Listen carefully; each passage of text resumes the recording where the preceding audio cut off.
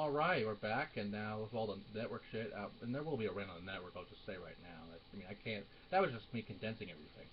You know, not counting Slam Shitty City and everything. But, on the matches, and first of all, I love the little things that they have here for WrestleMania. They have all their little tab thingies here, they have a thing just because of their fucking network and all this shit. But the WWE, you know, they know how to book a card. They know how to, if anything, this reminds me of WrestleMania 20.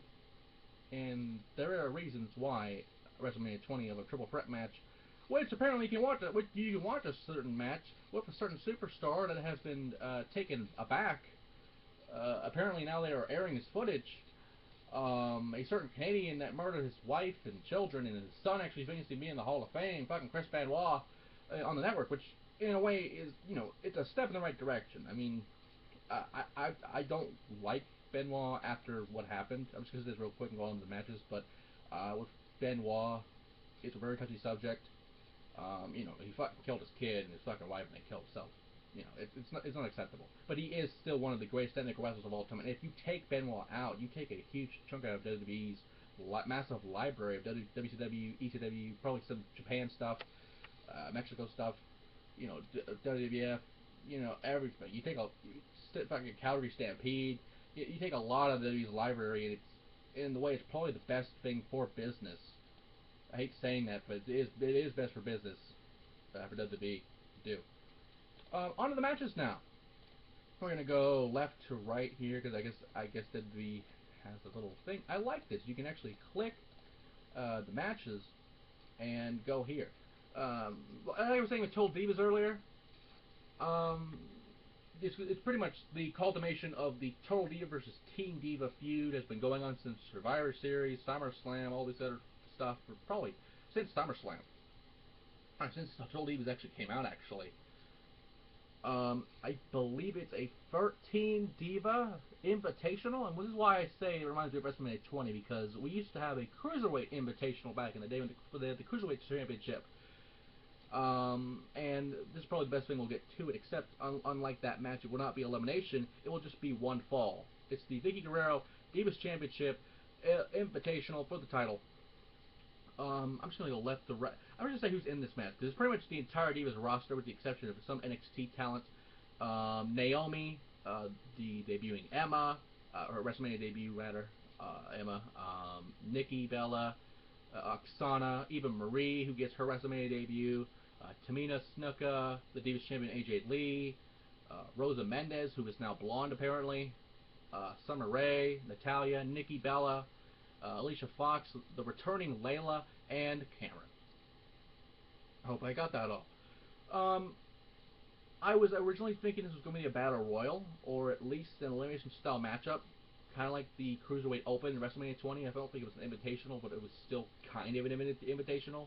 Like we had the Royal Rumbles and stuff back in the day where the Cruiserweight title actually meant something and wasn't carried by a midget.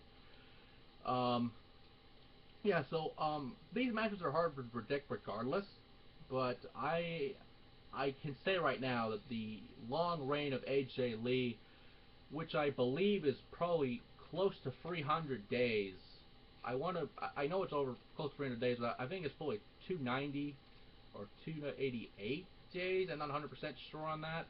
I'm just gonna check right quick, but I believe it's 298 days or something like that. Yeah, it's probably 300 fucking days now. But oh, here it is. No, faithful lifts the WWE Diva Champion thing. Thank God for Wikipedia sometimes, which I don't use as a source often, but you know, it actually has a list of past champions like combined reigns and shit like that. So I'm just gonna go with the obvious here. AJ Lee will not retain her title at WrestleMania.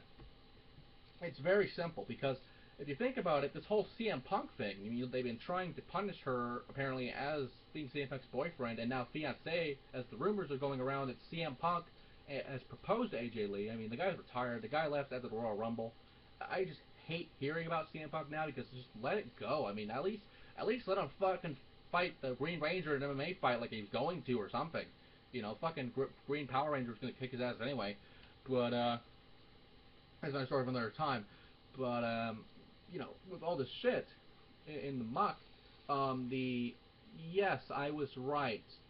289 on the nose, close to 290, almost 300 days, which makes her the longest reigning Divas champion of all time, as well as for combined reigns, etching Maurice's thing, just smashing it at 265 of 2 reigns of the alleged 216. I say alleged because they apparently made it 212 or something, just so they can fucking break the record early. But I still think it's 216 days. And let me see here. If you look at the women's championship, I'm not trying to make this an AJ Elite part, but if you look at the women's championship, the list of their champions, AJ Lee would be the 11th all-time leader of combined reigns. She's actually close to the top 10, which is kind of weird. Which, you know, by WrestleMania she will tie Molly Holly at 301 reigns. If you're counting the women's title being absorbed at the Divas belt, which is a joke. So if you're wanting to say, oh, she'll never beat Moolah's reigns, she probably won't. But if you're comparing women's title reigns, Divas title reigns, she's on her 280th day, which means she's the 11th all-time women's champion of just one reign, smashing Melina's fucking shit. Not in that way, but for Melina's fucking shit of 279 days of free reigns. I'm not trying to make it a stat-filled episode, but people always compare the women's belt to the Divas belt and say, oh, Trish Stratus is better, which she is. Lita's better, which she is. Fucking Beth Phoenix, which she is. I mean, you know, God rest their soul. Sherry Martel, not Wendy Richter, Fabulous Moolah, God rest their soul. Way better than fucking AJ Lee. I'll just say that right now. But the fact is, people will compare AJ Lee to everything just because they want their new best in the world. They want, which I actually want, so they can just shut the fuck up about CM Punk, is that they could have her beat the 434 days of the WWE title reign and compare and show that she is the better part of the relationship.